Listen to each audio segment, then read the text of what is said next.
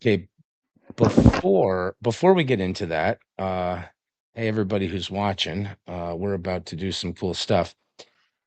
We're about to enter into the second treatise in the Summa Theologica, the treatise on the one God, and we'll start with the arguments regarding God's existence. And as we were talking in the pre-show, there's really cool stuff in there. This is going to be hot rockin' awesome, especially if you want to figure out how to fly through the matrix once, in about 3 months where you're pretty sure that you're just a bit of computer code in a simulation. You're going to need to know these things because it will help you to navigate the simulation hierarchy. The arguments Aquinas makes about God's existence work even if you're in 1,000 layers of simulation.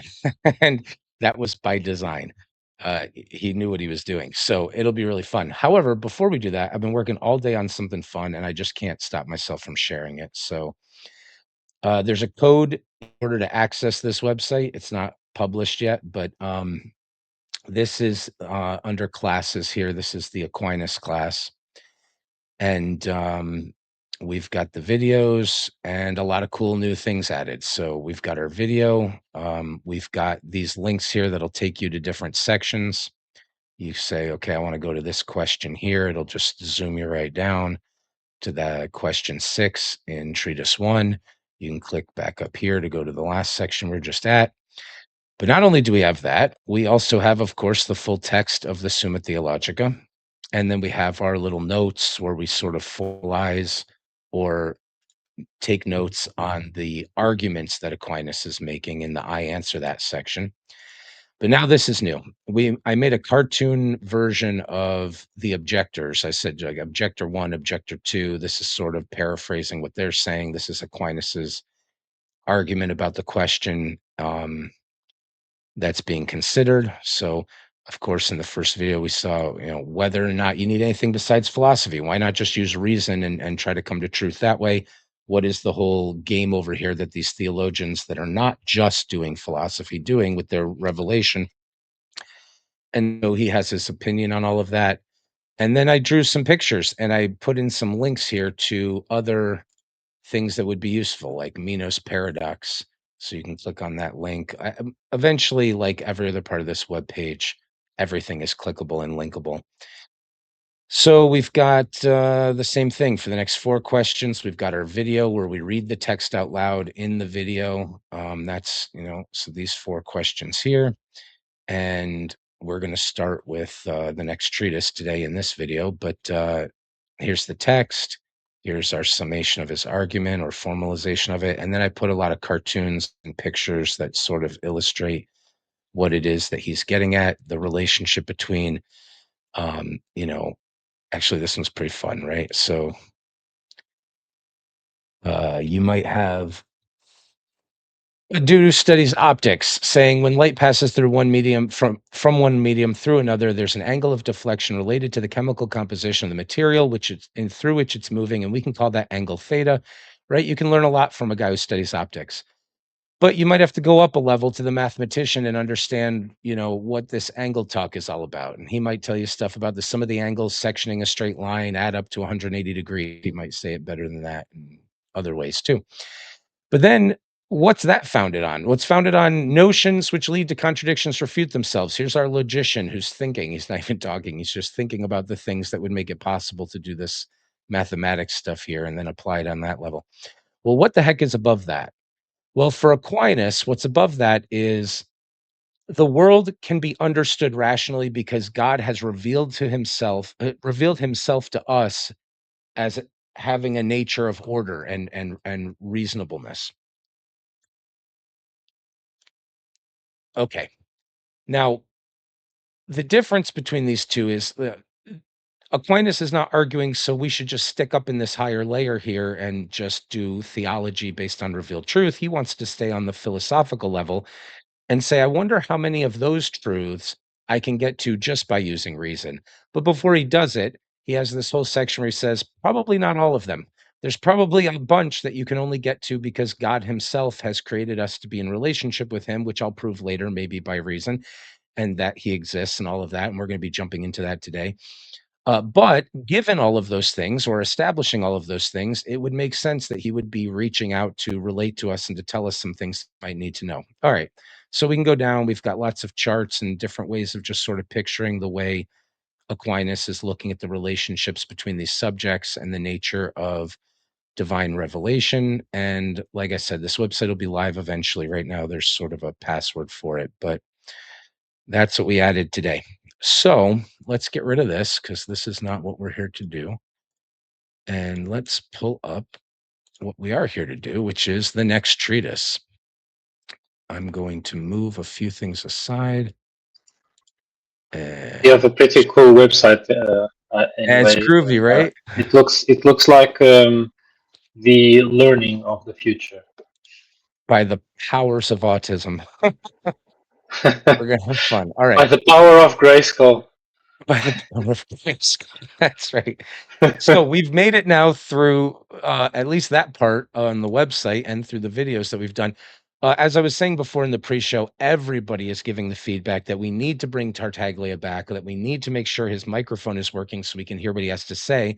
And now that we've finished 3 or 4 videos dealing with the 10 questions in the sacred doctrine section, which is all about that relationship between other ways of coming to truth and different ways and the hierarchy and nobility and what's appropriate and all of that. We need to bring him back so he can give us the good old hardcore reasons, all that matters. And let's just do philosophy. And what are you talking about with this stuff that transcends reason or reaches out past it? That is a conversation I've had personally with him for about 15 years now. And every time we have it, it just gets better and better. So I 100% agree. We're working on the technology of that, but I cannot wait to have him back here, hopefully. I'm gonna adjust the settings here. Okay. And hopefully we'll be doing that. It would have been nice to have done that before we got to the next one, but I'll figure out how to organize it. Let's get on to the next treatise. Remember, we're doing the Summa Theologica. He's going to be using arguments based in reason and philosophy to try to establish, what's true about all of these subjects. So we have the first thing we're going to deal with after we dealt with the fact that there's another way of getting to some of these truths is the treatise on God. We're starting that today. So we're going to be looking at arguments about the existence of God. And then we're going to be looking at arguments about God's nature. So this is going to introduce us to a new idea. This idea is often called the God of the philosophers. Okay? It's like there's a different notion of God depending on who you're talking to. And the God of the philosophers is a God that lots of hey, clue is in the title, philosophers. Lots of arguments, reams of paper, libraries, oceans of ink have been spent to argue out what the heck is this thing and does our language even have the ability to speak meaningfully about it and what do we mean when we say things about the divine? Can we ever be correct? Do we have to rely on metaphor? All of this stuff. um, we're going to start with arguments about the existence of God and related to the existence of God, but then we're going to get into something that's going to be really, really valuable. It's one of the notions of medieval philosophy that if I could wave a magic wand and take any one notion from then and just put it in everybody's brain today, we're missing it, and we need to understand it. It's called simplicity. The simplicity of God is a really important philosophical concept, and it comes up in all sorts of other subjects besides divine studies and besides philosophy of theology and things like that, which is what we're going to be doing. Simplicity is a notion that is going to be really important for us to understand. Then we're going to deal with Aquinas talking about the perfection of God, goodness in general. What does it mean to say God is good? Now, there's a whole bunch of things like the eternality of God, the all powerful, all knowingness of God, all of these things. He's going to examine them and say, are those logically consistent? Can something be all knowing? What does that even mean? Right. And so he's going to use reason based philosophical arguments to try to come to conclusions about these questions. But the simplicity of God says that all of those other attributes, we'll call them attributes, of the divine, we attribute to him goodness. We attribute to him justice. We attribute to him mercy. But if we really knew him, ultimately, all of those things are the same thing. That's where simplicity comes in. God is not made of parts. Are you Hold with on. me? Let me try to get my bearings here. Yeah. So in each of these questions, so we are on the question 3 on the simplicity of God, 8 articles. Does this mean that he has 8 essays for question 3? Is that right? Yeah, so the first one had 10. Um, the first one that we did here says 10. So he dealt with 10 questions. Each question is dealt with in about a page. He gives a couple of ideas that are against his, he gives his argument, and then he replies to the other ones, and then he moves on to the next question. So these are the 10 questions we already did, and they're in the first treatise. Now, when we get to the existence of God, which is the one we're going to be starting today, he'll have a word to say, but then he's going to be dealing with 3 questions. So he's going to do it exactly the same. So it's like you said, it's an essay where he gives positions that he doesn't agree with, objection 1, objection 2, objection 3. Then he states what it is that he thinks. Then he actually argues for what he thinks. And usually when he states what he thinks, he quotes Aristotle or the Bible or some authority just to put a quote in there. But then he uses his reason-based arguments to say what he thinks, and then he replies to the objections, then he moves on to the next question. Good question. So we're going to deal with the existence of God in just 3 articles, but then we're going to have 8 on the simplicity of God. So we can just zoom in here and see what's coming. Okay, concerning the simplicity of God, there's 8 points. Is God a body? Whether God is composed of matter and form? Whether in him is composition of quiddity, essence of or nature and subject, whether he is composed of essence and exists. Okay, we remember that the scholastic Aristotelian medieval Aquinas is king of all those categories. Philosophers, they love to make distinctions. They say, well, there's revelation or there's a speculative aspect to this, and that divides into 3 types of things, and then you treat each one of them. So on the singular question of the simplicity of God, he's got lots of things that have to be sorted out, and he's going to deal with each one of them in about a page. However, I wanted to add, he linguistically he is always using the same perspective. He is considering the signified. He's presuming the existence of the signified, and he is working from the signified toward the signifiers or the language to describe this signified, which is God. Um, other schools Presuming of thought, would start with the signifier, uh, and they would start with the label God, and ask themselves what would merit us applying the label God.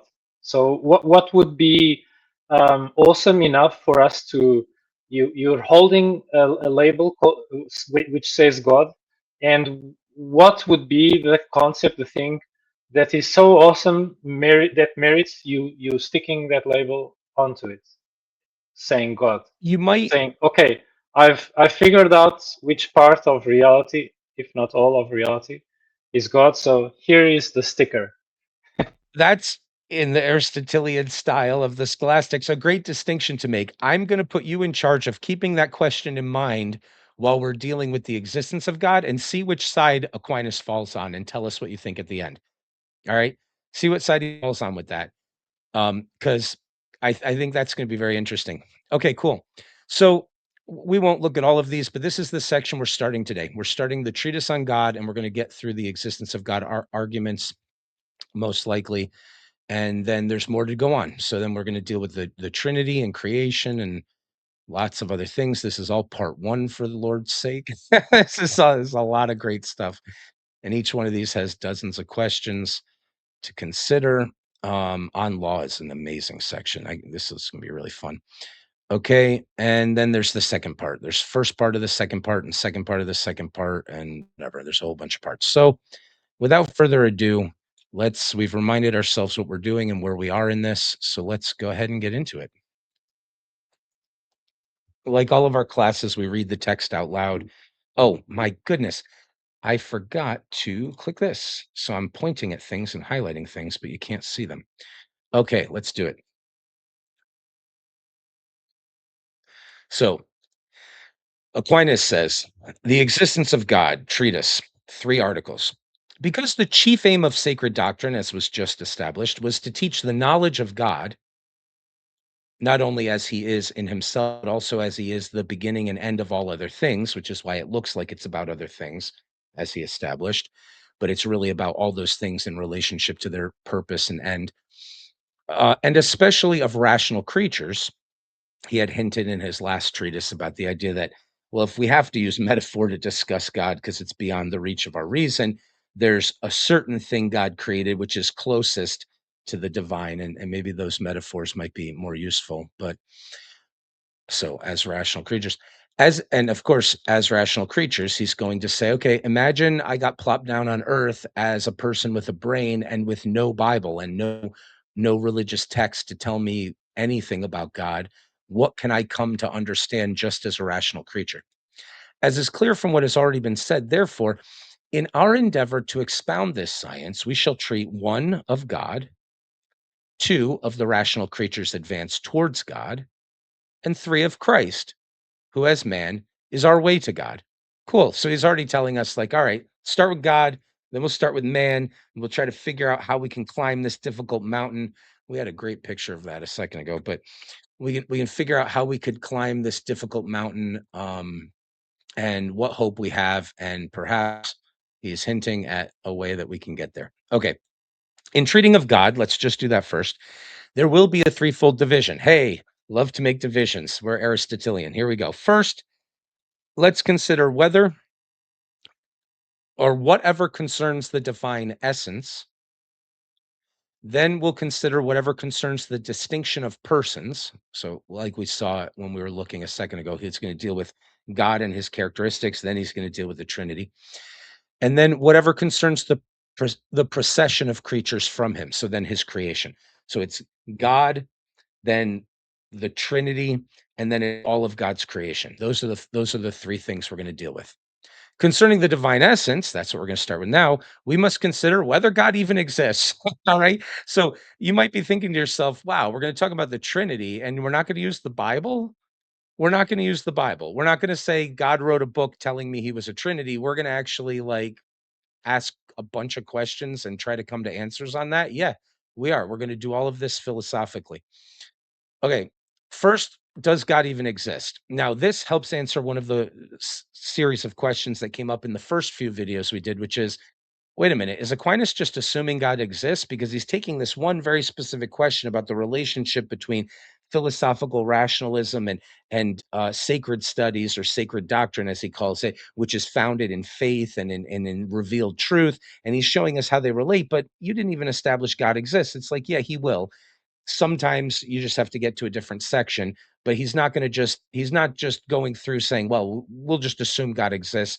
It's like, look, check that section, God exists. Now check this section, God wants to relate to us. Okay, now check this section, here's how it might be possible for that to happen.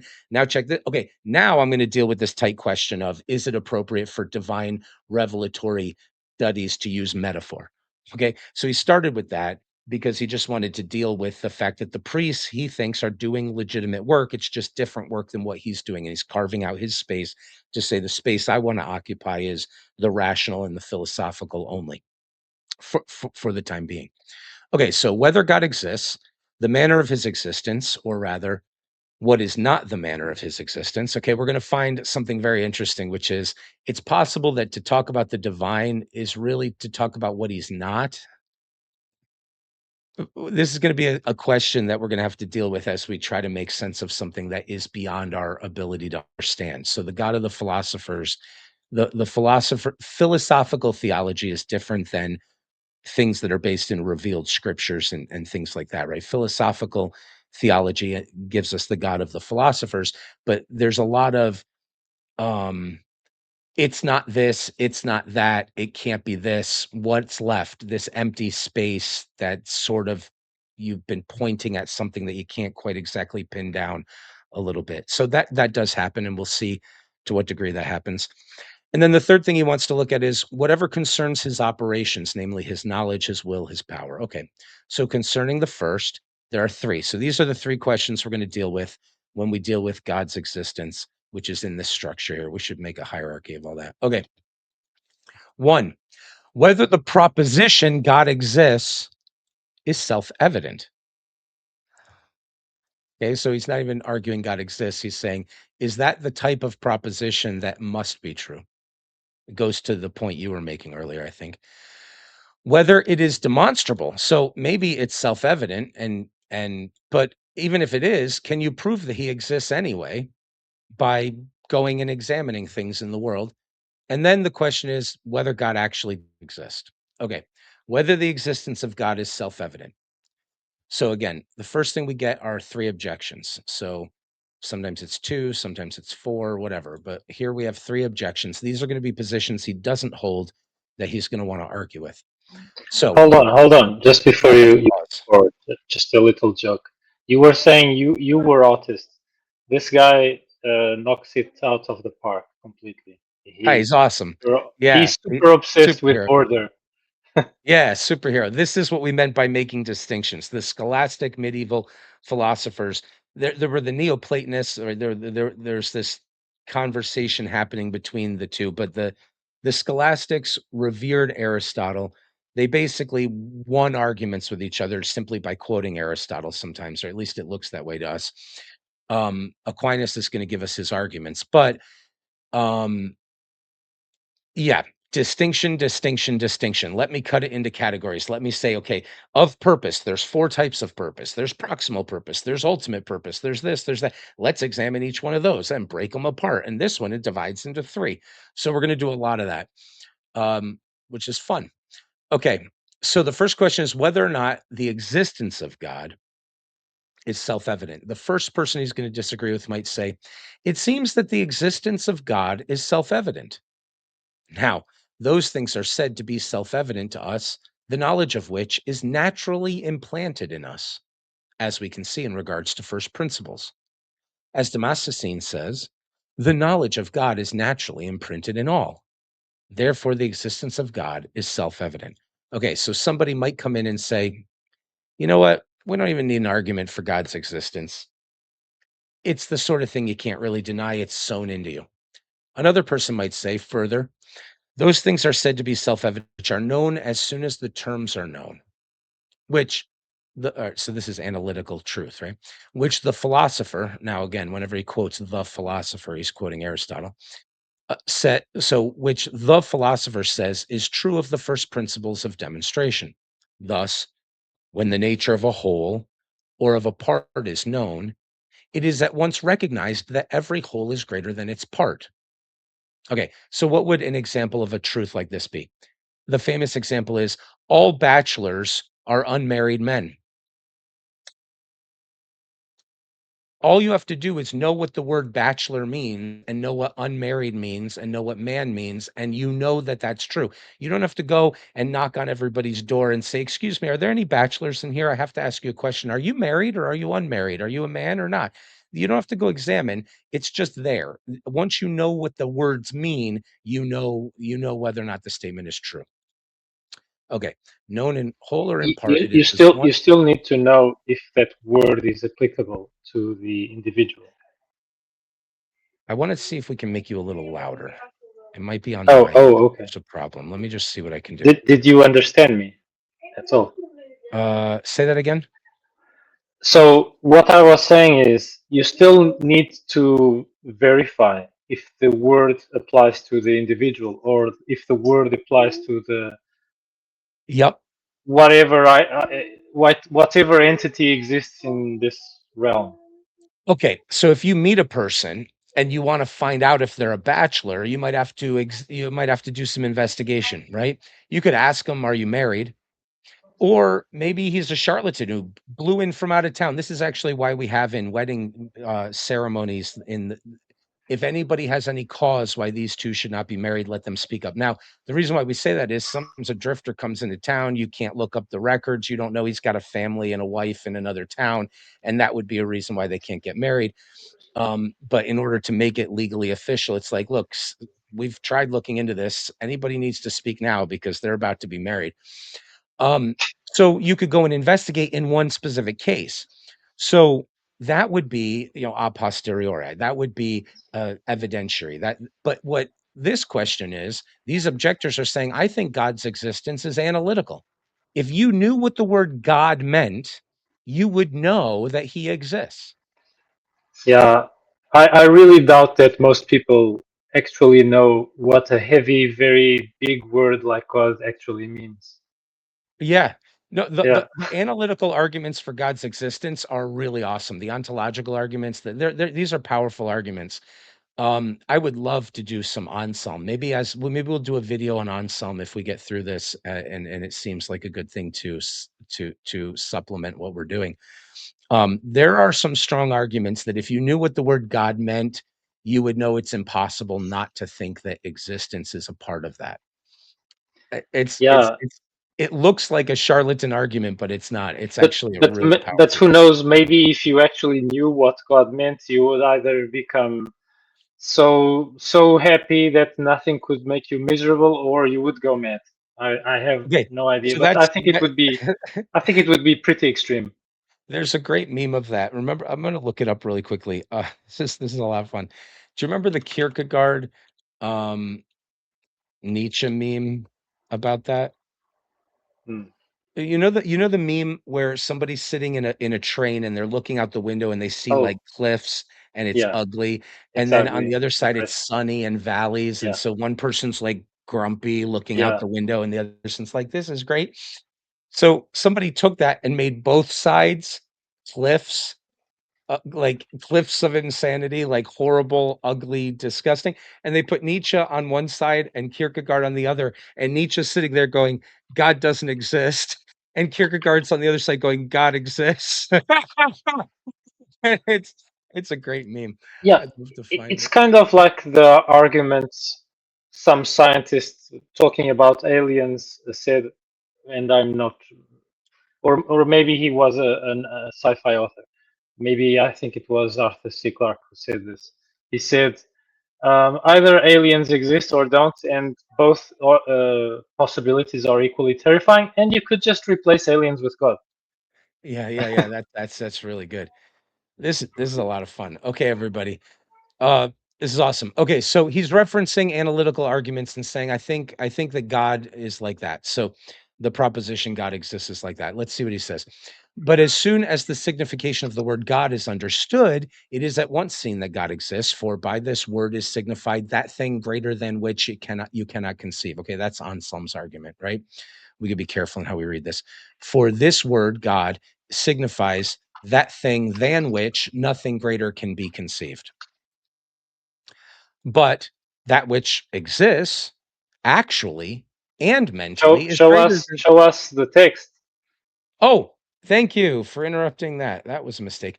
Okay, here we go. So the objector two is trying to say it's analytical, and he's saying, uh, by this word, the word of God is signified that thing than which nothing greater can be conceived. That's what we're talking about. But that which exists actually and mentally is greater than that which only exists mentally. Therefore, since as soon as the word God is understood, it exists mentally, it also follows that it exists actually. Therefore, the proposition God exists is self evident. All right. So he's actually, oh, excuse me, he's made, whoa, he's made Anselm into his second objector. I didn't remember he did that. Yeah, summarizing, Anselm just says, just imagine the most perfect thing you can ever imagine. Okay, you've imagined it. Okay, that means God exists. Now that sounds like a shell game. It sounds like a trick. It's actually not a trick because what it does is it means the concept of God is either an impossibility or a necessity. There's no middle ground. So what Anselm does is says, Okay, you're an atheist or you're a skeptic or you're not sure or whatever. Why don't you and I agree that we're going to sit down at a table and we're going to just sort of examine the world and see what evidence there is for God's existence or not God's existence, and we'll weigh it out, and you and I will figure out what's true about whether or not God exists. And then the atheist says, Yeah, that sounds like a great idea. And Anselm says, Done, God exists. Boom. It's over. And the guy goes, "What? We didn't examine anything yet." He goes, "Yeah, you don't have to examine anything. If you acknowledge that the term God means anything, what does it mean? It means the greatest thing that can possibly be imagined. You can't imagine anything greater than this thing. Well, I can imagine that thing existing, and I can also imagine it only being in my mind and not existing. But I wasn't talking about the second one, I was talking about the first one, because the first one's greater than the second one, and that's what you agreed to sit and talk about. So as soon as you agreed to sit and talk about it, you can't say, "Well, yeah, but maybe he doesn't exist." No, now you've just changed the subject. You just changed the subject from the greatest thing it's possible to imagine, or that you can't imagine anything greater, to something lesser than that. But we weren't here to debate the lesser thing that might not exist. We were here to debate the greatest possible thing anybody could ever hope to imagine. No one can imagine anything greater than that. That's a thing that exists. Otherwise, you're changing the subject. So we should do a fair job of actually reading what he says, because it's better than it sounds the first 2 dozen times you hear it. Anyway, Aquinas has made that into someone he's going to argue against. Objection 3. Further, the existence of truth is self evident. For whoever denies the existence of truth grants that truth does not exist. And if truth does not exist, then the proposition truth does not exist is true. And if there is anything true, then there must be truth. But God is truth itself. I am the way, the truth, and the life. Therefore, God exists is self evident. Okay. These are all by definition arguments, right? Of different types. And this is the one that is actually really definitely worth reading a bunch more about, which we might do an extra class on. Okay. On the contrary, Aquinas says that's not my opinion. My opinion is this: no one can mentally admit the opposite of what is self evident. As Aristotle, as the philosopher says in his Metaphysics, he states concerning the first principles of demonstration. But the opposite of the proposition God is can be mentally admitted. It's just the fact that it's possible to think God doesn't exist means it's not self-evident, is what Aquinas is saying. The fool said in his heart, there is no God. The Bible itself is telling you it's possible to think that God doesn't exist. And if it's possible to think that he doesn't exist, then the proposition God exists is not self-evident. Okay, that wasn't his argument. That was just sort of him stating his position. Now we'll get into his reasons, which he's clearly hinted at in his statement there. All right, should we pause? No, let's do it. Let's see what he says to all those analytical thinkers. Yeah, go for it. I answer that a thing can be self-evident in either of two ways. Great distinction. Here we go. On the one hand, it could be self-evident in itself, though not to us. On the other, it could be self-evident in itself and to us. Okay, so there's two ways something can be self-evident. It can be in itself self-evident, but we could be confused about it, or it can be the sort of thing that is self-evident not only in reality, but also to our rational faculties. A proposition is self-evident because the predicate is included in the essence of the subject. Okay. Man is an animal. This is the bachelors are unmarried. Okay. For animal is contained in the essence of man, right? If you knew what the word man meant, you would know that the statement man is an animal is true. You wouldn't have to go out and examine it and say, let me find all the men I can find and give them a survey and say, what do you think about, are you a biological creature that has evolved on the surface of the earth, or whatever conceptions you want to use? All right, animal is contained in the essence of man. If therefore, animal of course means animated. It means you're not a rock. You're a body that can move around. You have the ability to induce motion. That's what animal means. Animation. Okay. So if you knew what man meant, you would know that he was a thing that moves around and isn't just a rock. Okay. If therefore the essence of the predicate and the subject be known to all, if everybody knows what these words mean, the proposition, the statement, will be self evident to all, as is clear with regard to the first principles of demonstration, the terms of which are common things that no one is ignorant of, such as being and non being, whole and part, and such like.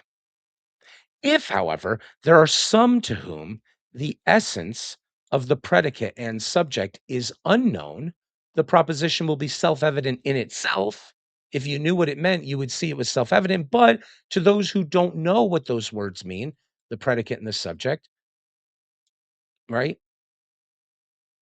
But it would not be, right? Not to those who do not know the meaning of the predicate and the subject of the proposition. Therefore, it happens as Boethius said, whether all that is good in the title of that work, he says that there are some mental concepts self-evident only to the learned, as that incorporeal substances are not in space. Okay, there's his example.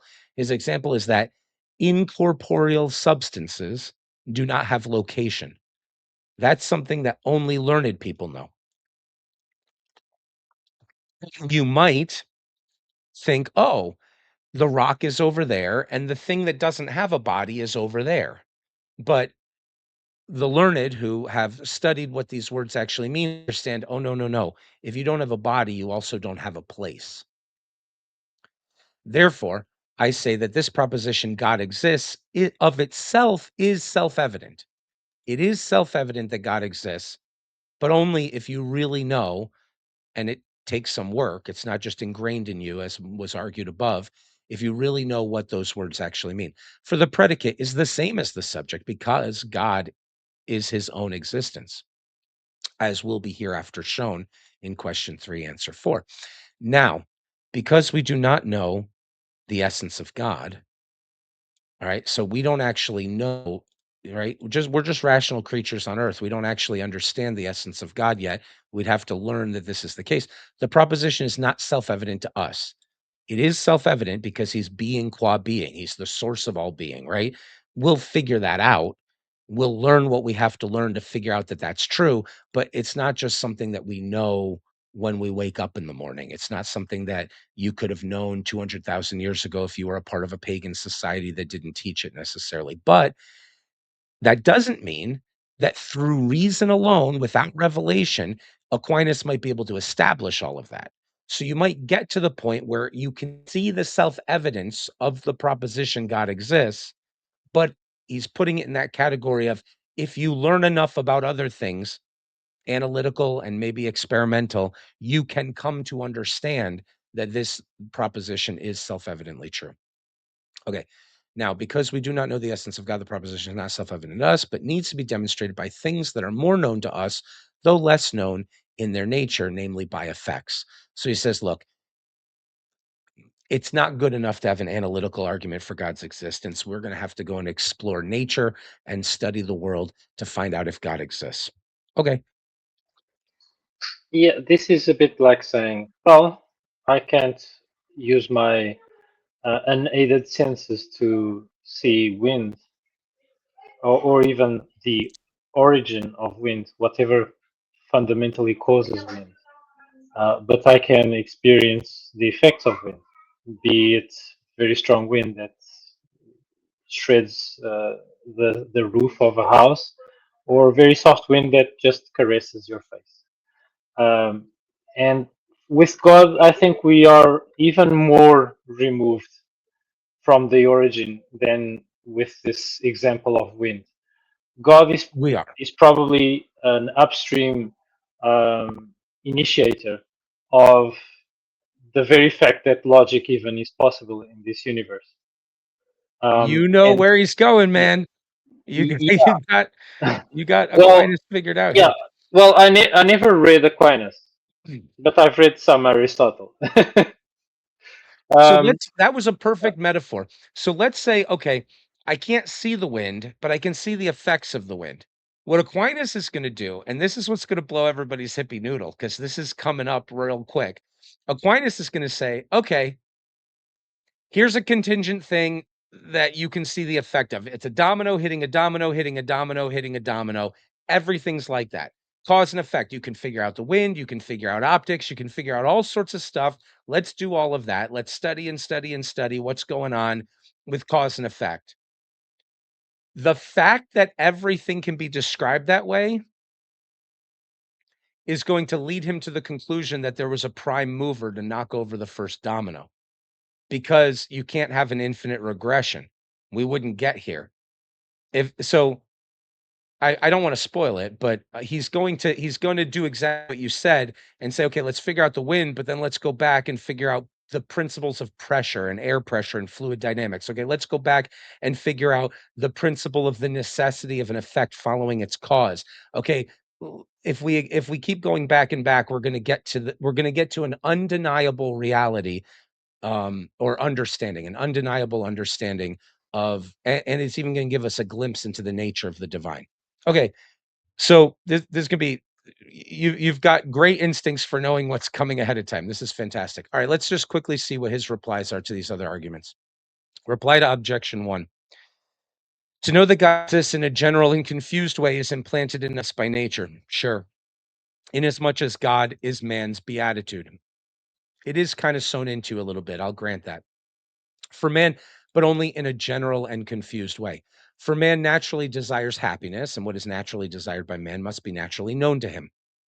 All right, so he's the ultimate aim of your life, and so there's something in you that's sewn in there. Very Platonic notion, right?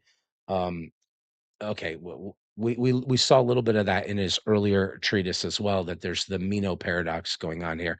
And he said, yeah, yeah, yeah. There's something ingrained in this, sure, but it's only in a general and confused way. This, however, is not to know absolutely that God exists. Not enough for you to say, I, on a philosophical level, have enough justification to conclude the truth value of the proposition God exists is yes, it's true. Like, I don't actually have that. I just sorta know in my conscience, I'm sorta directed towards and away, and I have vague and confused general idea. That is ingrained. He'll grant that.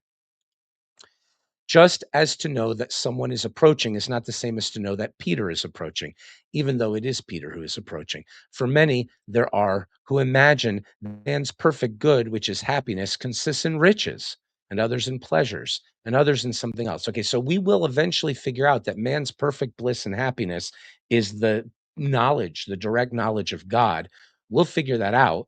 And it is true that man is built to aim towards his proper end, but it's very general and confused, and people think it's something else other than God. And so, yeah, there's some innate knowledge, but not the kind of knowledge I'm looking for, the kind of knowledge that would say QED, God must exist. Okay. As a reply to objection two, perhaps not everyone who hears the word God understands it to signify something than which nothing greater can be thought. Okay, you defined it that way on some, but maybe that's not the only notion we could have of God, seeing that some have believed God to be a body, right? That would be lesser. Yet, granted that everyone understands by this word God is signified something than which nothing greater can be thought. Nevertheless, it does not therefore follow that he understands that what the word signifies exists actually, but only that it exists mentally.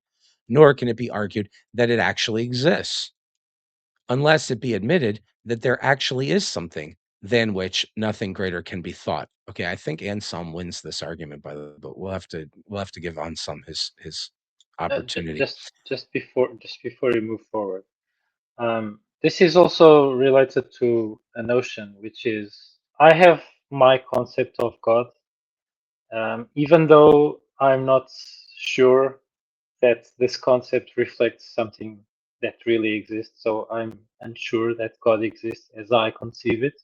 And you probably have your conception of God and also your level of certainty whether this God actually exists or not, somehow, somewhere. And this is like people comparing their concepts of God with each other and saying, "Oh, my God is more the philosopher's God. My concept of God is bigger than your concept of God.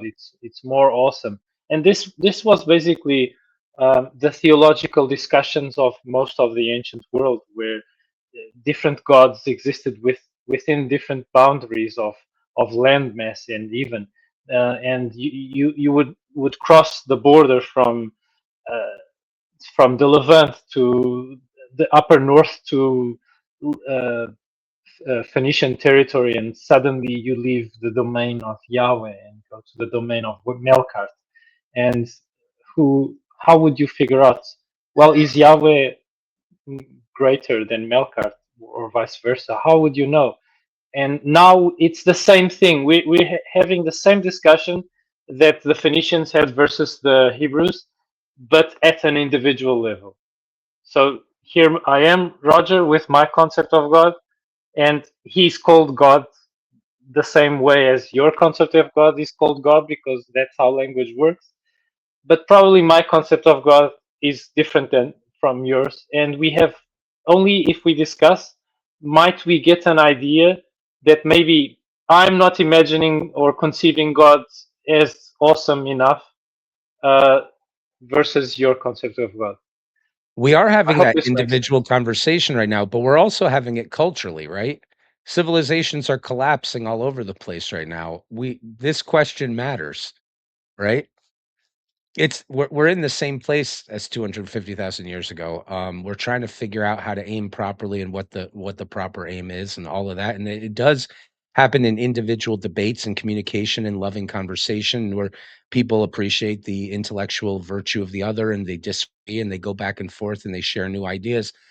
It also happens when cultures share ideas and say, well, like, maybe we're trading and we might also adopt new notions of the divine through these different realms. And it also happens with war where they fight with each other, say, let's just figure out whose God is right here because we can't coexist with you anymore. And all of these things they are the record of the history of all of that development right up through Homer, who is doing exactly what you described, right? He's like saying, well, like which way do you follow God or the divine is going to succeed? And oh, now you've pissed off Neptune, but Zeus is happy with you. And do you ultimately triumph that way? That type of thing. All right, we've been working it out for a long time and we're still doing it.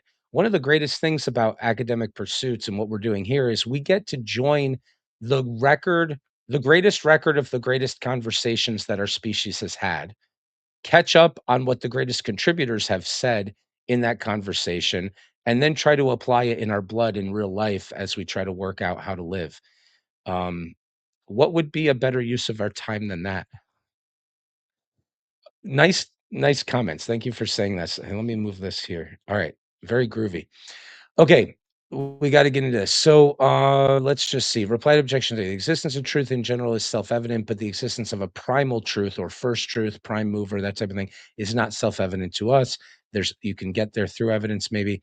Let's make sure we didn't miss something here. Nor can it be argued that it actually does exist.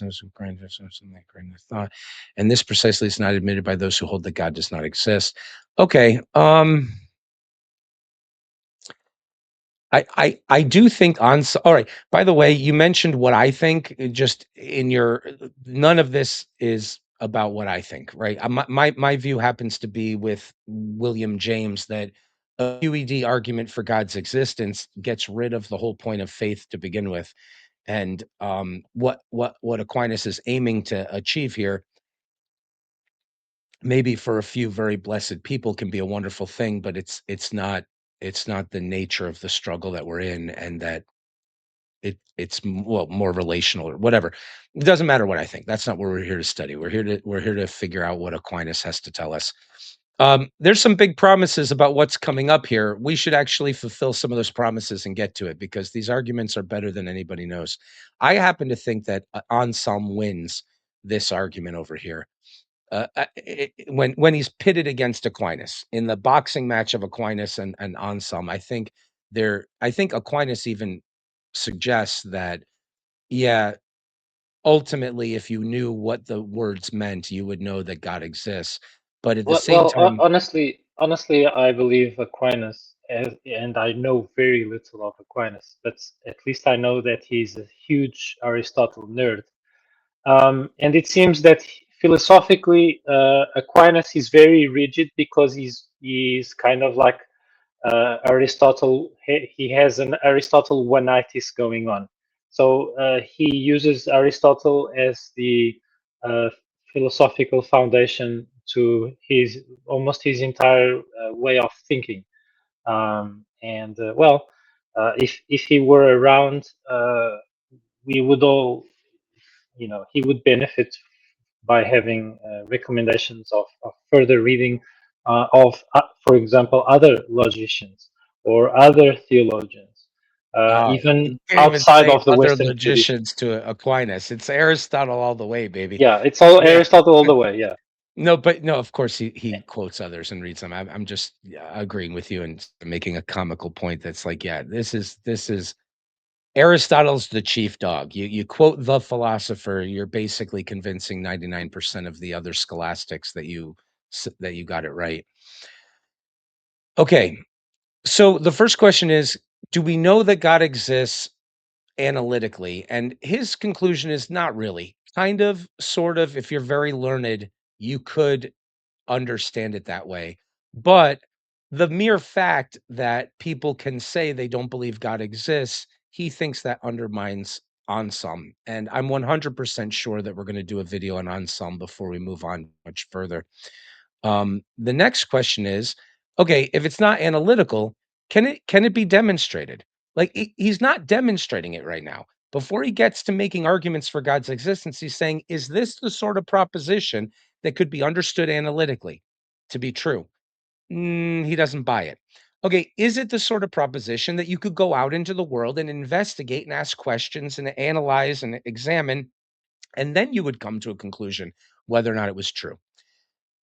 The first objection: it seems that the existence of God cannot be demonstrated, for it is an article of faith that God exists. That's that William Jamesian thing I was mentioning before.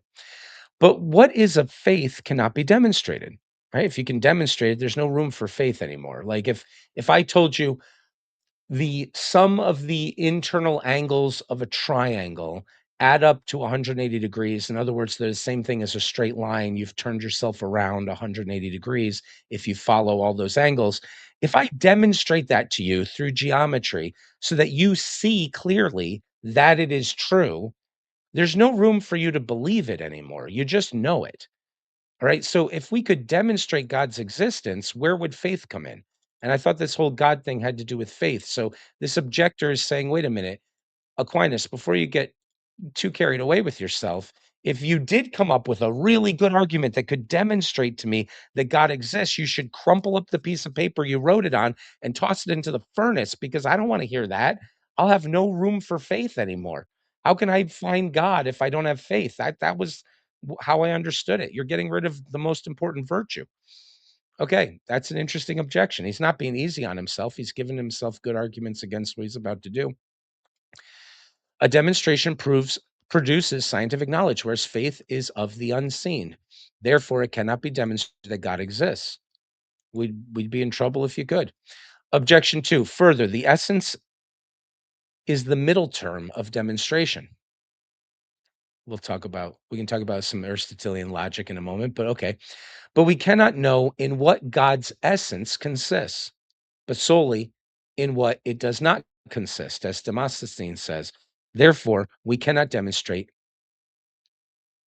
that God exists. Okay, that's a more interesting argument. I thought about having a whiteboard here, um, so we can break down some of this that isn't immediately clear to our contemporary ears.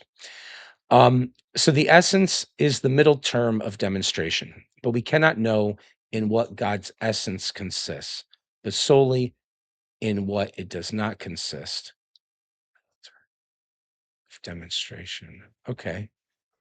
Well, it's like we can, we can discuss using the word God all we want, Yep. which is the signifier, but we have very little know-how of where this signifier points toward. We have almost no clue about the signified, even if we know the Bible, even if we know Because the it's Bhagavad God. Gita, even if we know all the religious theological texts of the Greeks, the Egyptians, etc., the Norse, whatever, we're still lost. We only have guesses, conjectures, whatever. Yeah, that's 100% his argument here, right? So God's essence, who dares raise their hand and say, "Oh, I've got that figured out.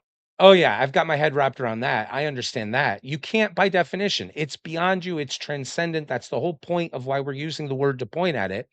So you're right. His argument is, since you can't know that, how could you ever demonstrate something about it? Because in order to demonstrate that God exists, God is signifying this thing. you don't have access to that thing in a total sense. So how can you make any conclusions and demonstrations about it? It seems the thing I'm struggling with is the fact that the way I'm reading this is that it's too analytical. He's clearly Who supposed to. knows? Maybe God exists. God as a reality is so awesome that God can be at the same time bachelor and married. He can be at the For same all you time know. man and female and male. Right. Whatever. It transcends even these categories. Yeah. Tran- Bummer for yeah. demonstrations, right? That's what this objector says. Bummer if you wanted to prove something about it, including its existence. But yeah, we are talking about that, right, Aquinas? We're talking about that thing that you would not blaspheme by saying you totally understand it, right? It's not simple in that sense. Okay. Um, I'll worry about my other struggle with that argument later and maybe put some notes on the website. Okay. Objection 3. Further, if the existence of God were demonstrated, this could only be from his effects, but his effects are not proportionate to him, since he is infinite and his effects are finite. And between the finite and infinite, there is no proportion. There's no way of giving the analogy where you say, well, just multiply it by 10 and then you've got God. No, he's infinite. Therefore, since a cause cannot be demonstrated by an effect not proportionate to it, it seems that the existence of God cannot be demonstrated. Okay, so this is a really cool argument because he's saying, look, if you, Aquinas, went out into the world and you studied every molecule and every interaction of every single thing in every possible context, and every single one of those things pointed you to God, God's bigger than that. You haven't understood that God exists because you haven't understood God, because God's able to do all of that, but more. So what are you proving? It's an interesting challenge. Yeah. Think about it this way. Uh, you can do arithmetic all nicely, and it always works perfectly with finite numbers, with natural numbers, rational numbers, whatever you want. But as soon as you put infinities in the mix, it all breaks down. If you try to do, there's this really nice example of canceling out infinities, and then you end up with something like 0 = -1 or something like that. Yeah. And people like to make jokes about that. But someone has to point out, well, you just can't do regular arithmetic with infinities. And it's the same thing logically and philosophically when we are talking about a concept that is an infinity. uh, you can't just use regular logic uh, to figure it out. Yeah. Yeah. That's a heck of an objection for Aquinas because he's about to tell us X, Y, Z, Q, E, D, therefore God exists. And those X's and Y's are not analytical. They're examinations of the universe, the nature of being, what he's found out. And this guy's saying, wait, before you start that, buddy, before you start that project, you could do that with everything. And even if you did, your conclusion is of a God that's lesser than the actual God, because the actual God is, as you said, infinities beyond. It's transcendent. So this reminds me of a phrase Peterson uses a lot when he talks about God and Bible stories. He says, it means at least that much, I think.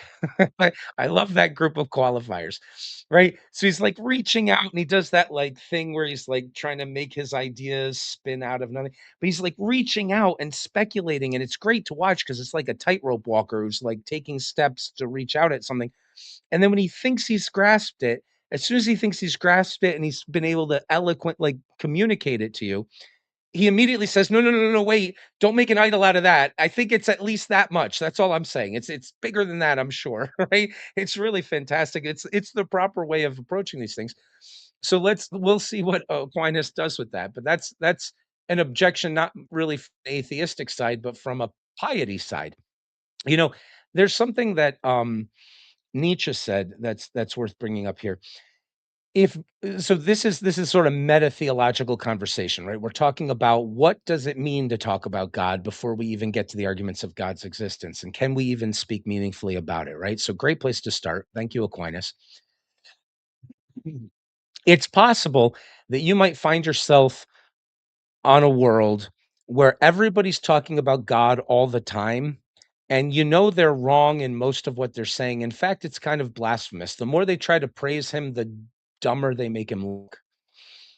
If you were in that situation, the most pious thing you might say is God does not exist, because then you don't have to affirm any other wrong things about him after that. This reminds me in the fourth section of Nietzsche's Zarathustra.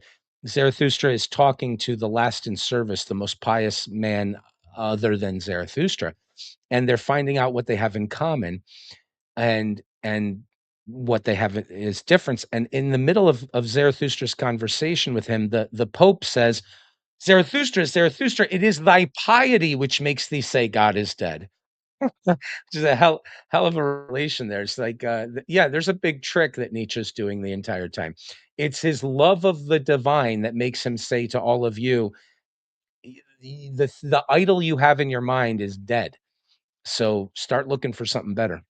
Yeah, but look at the history of Christianity, for instance. It all started with the Gospels of Jesus Christ, and arguably even earlier with the writings of Paul in letters and whatever, and with the Nicene Council, and it all took off from there. But you can kind of be suspicious that maybe the initial 11, discounting Judas Iscariotes, the initial 11 disciples were the actual de facto legitimate founders of Christianity. But then Paul comes along and kind of hijacks the entire thing. And so we have had 2,000 years of this Paulism Yeah, labeled Christianity. And if you I look love at that the New shit. Testament, Yeah. almost more than half of it is Paul's writing. So it's kind of like Paul uh, analogizing with a dog. The dog has marked the entire wall of the New Testament. And the entire thing was, I think, was supposed to be Christ and his teachings and his way towards the kingdom of God. And most of the New Testament Well, is legalism, is the Constantine figuring out how to make the thing work with the extremely chaotic and also corrupt uh, political system and population of the Roman Empire with competing sects and whatever. And well, Nietzsche, maybe he's right by saying, well, just admit that the entire thing is a failure because it's kind of like it's a non-starter. It's a fraud from the beginning. So you can legitimately so suspect that this is the case. But I'm also respectful of Christians. You know, they have their principles, they have their sacred texts. But this is a possible position for someone who studies these things. all right, I wanna add something. I've been having that conversation for a while. I appreciate so much what you just said. Those are a lot of Nietzsche's points. Nietzsche said if Christ was about anything, he was about being anti-church, and then you built a church out of him. Like, what are you doing? Like, okay, yeah, yes, okay, fine. However, the lens through which I'm looking at this now is more like this is the age-old necessary essential debate between the prophetic and the official traditions within any religious pursuit. So you say, "Oh, Christ, this is about Christ and his way to God." What was that way? Take up your cross and get crucified, accept betrayal and torture and punishment and malevolence and just take it all and say, "Yeah, that's fine." Like and conquer the world. Okay, um that's something everyone's going to have to do eventually. But it's maybe a tribute to the greatness of the truth that if you try to organize a civilization around it, you have community and you have celebration and you have like events and you have like all of these ceremonial things was the word I was looking for. It's like, okay, the prophetic and the official, the thing with an office, they always have that tension between them.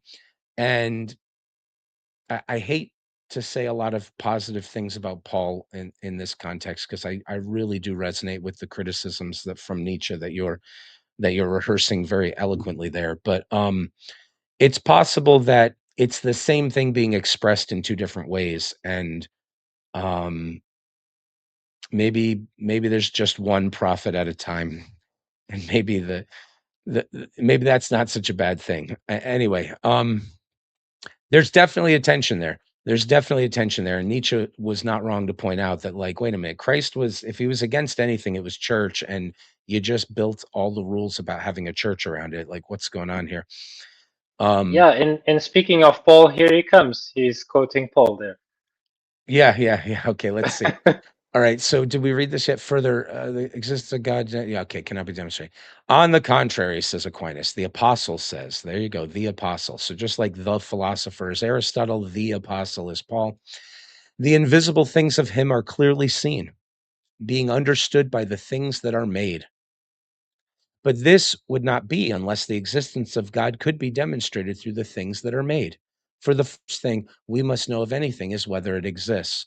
Okay, cool. Now, that's not his argument. It's sort of an argument in there, but that's just his statement of his position because he's not going to do theology here in a religious sense. He's not just going to quote the Bible and say, therefore, I'm right. He's now going to try to give us an argument for why this would be the case.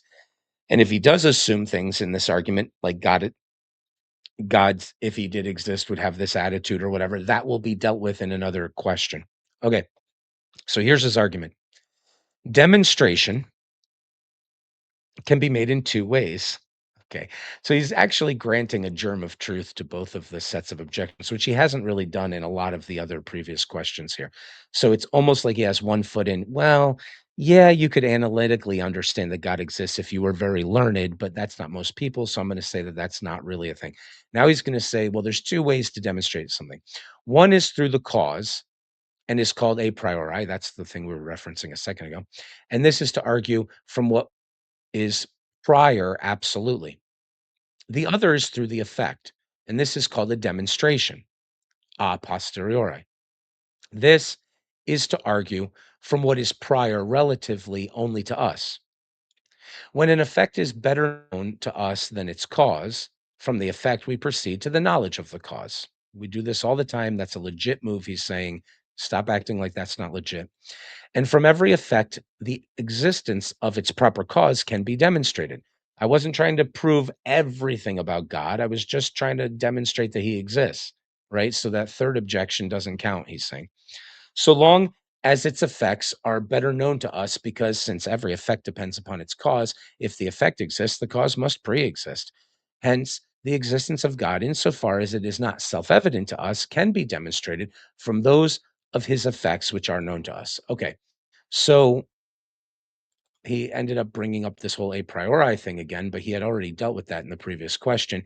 These guys are supposedly talking about what's relevant, which is, can you demonstrate that God exists?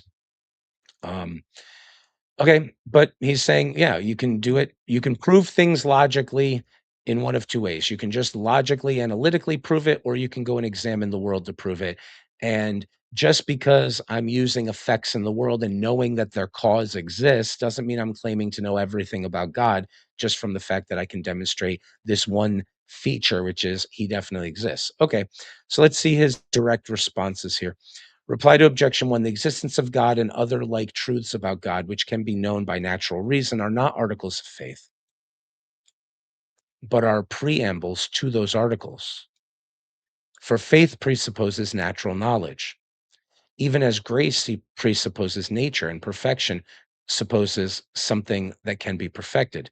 Nevertheless, there is nothing to prevent a man who cannot grasp a proof, accepting as a matter of faith something which in itself is capable of being scientifically known and demonstrated. Okay, there's two things he's saying here. First, well, the second thing he's saying is, look, I can demonstrate it, but there's some people who won't understand that argument. They can still have faith, but then that still doesn't deal with the objection fully. The first objection is still there, but the first thing he says is,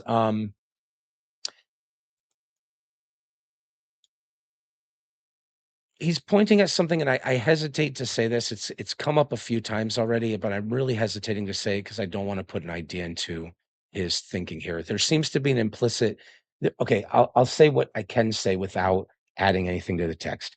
Implicitly, in multiple questions, it seems as though there's gradations of knowledge of God that Aquinas is referring to.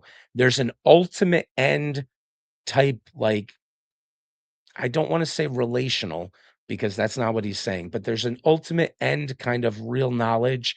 And then there's like facts about God along the way. And he's saying this God exists thing is just a fact about God along the way. There's nothing wrong with coming to that rationally or through examination if it's possible, right? This question here, we're still not proving God exists yet. We're asking the question, could it be the type of thing that could be proven?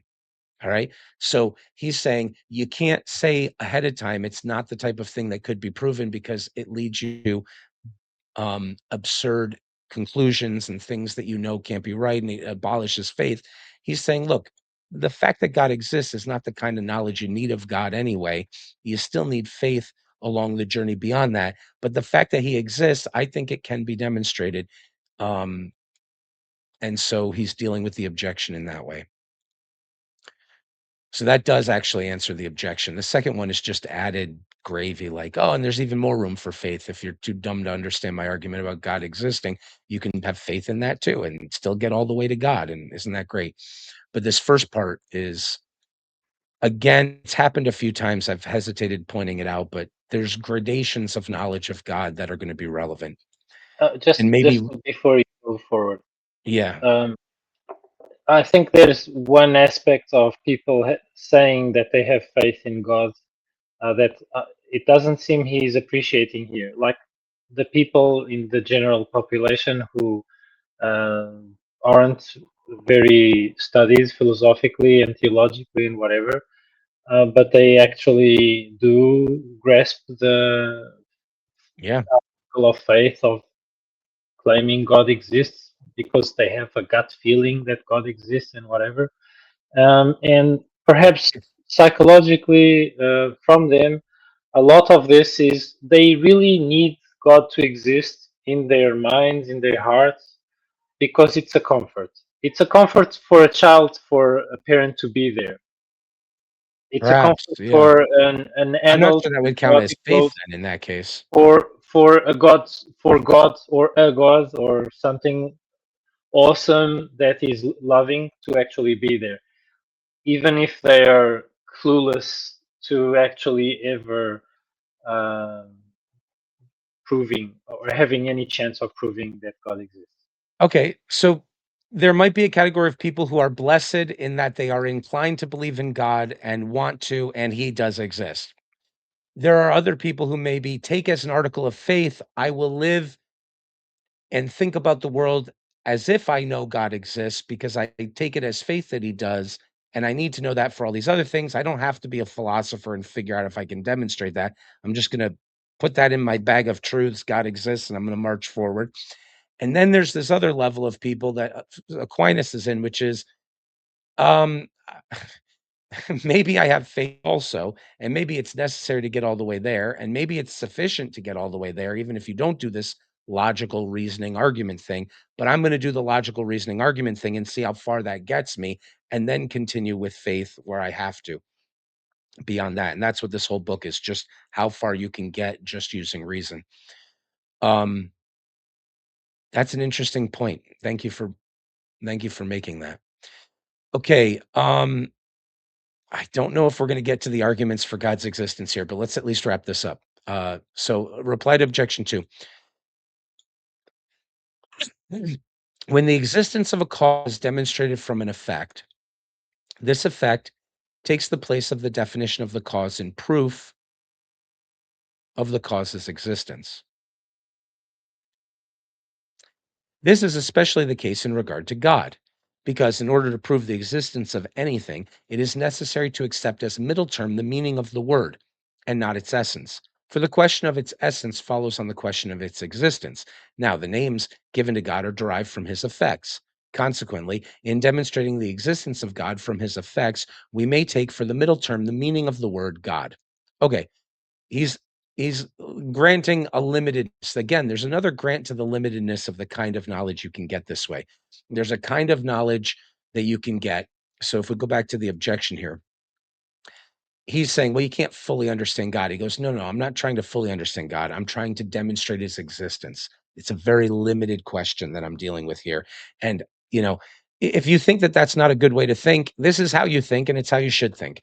If you look at the effects on iron shavings in the presence of a magnet, and then you tell me that you know about fields that exist and forces that exist, you know those to the degree that you know those effects. The your terminology referencing the knot that ties in all of the effects of magnetism as it's a force or it's a field or it's a whatever, you know it only up to the degree that it applies to all of those effects. Like, what else is it? It's just a word that you're using for it. Magnetism exists, and you can know that by putting a magnet near some iron filings. Do you know much more about it than that? No, but you can still know that. And he's saying, I'm going to go and examine the effects in the world and see if I can know that there must be a divine creator. Okay. His response, no, none of this is proof of God's existence. This is just dealing with the questions of could you even have a proof and what would be the quality of that proof? His response to objection 3 is probably going to be similar to that one. From effects not proportionate to the cause, no perfect knowledge, perfect knowledge. Remember, I'm not claiming to know everything about God. You can't have perfect knowledge, he grants, of the cause in that way. Yet, from every effect, the existence of the cause can, the existence, I'm just talking about the existence. The existence of the cause can be clearly demonstrated. All right. So don't worry. I'm not doing some blasphemous thing that says God is just the thing that makes this work. Now, he's beyond that, sure. But I can at least prove he exists from the fact that you'd have to have God to have this. That's all I'm going to try to do in my demonstration. I'm not going to try to say total knowledge or even saving knowledge of God. I'm just going to say the fact that he exists can be demonstrated. So he's actually accepting the objections. The objections in the last section and this one, he's done more accepting of them and saying, okay, yeah, that's still true, but I'm just doing this. I'm carving down the space of what it is I'm demonstrating to just the fact of a proposition. Remember, the Bible says the demons believe that God exists and they tremble at his name. It's not saving knowledge of God to say, I affirm that he exists. Like some people seem to think that, but Aquinas is not juvenile. Okay. And so we can demonstrate the existence of God from his effects, though from them we cannot perfectly know God as he is in his essence. Okay, I think he's dealt with those objections. Now we've finally got to whether or not God exists. I think we're going to stop here. I thought we were going to get to God's existence argument, but it's important to remember that he has not demonstrated God's existence. But what he's done first is say, is that the sort of thing that can be known analytically?